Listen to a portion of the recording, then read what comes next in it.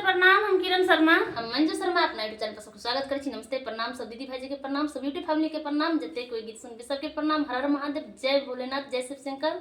हर हर महादेव, जय शिव शंकर, जय भोलेनाथ और जय माता दी। हम दोनों देवरानी जेठानी जा रहा छी बहुत प्यारा सा देवी मैया के गीत गाबा। हम सब जरूर सुनब, कमेंट करके जरूर बताएब किनका सबके गीत नीक लागल। और हम सब अखन समय से गीत नहीं डाल पाबे छी कि खास करके जीविका में बहुत काम के तेजी चल रहा है, एक लऽ उन्हरो मेहनत करऽ पड़े, नहीं हम सब डाल पाबे छी। काल्हो गीत नहीं डालायल हमरा सबके चैनल पर, एक लऽ अहाँ सब माफ करब कि अभी समय से नहीं डाल पाबे छी वीडियो। और अहाँ सब जरूर प्यार आशीर्वाद देब, आशा करे छी अहाँ सब।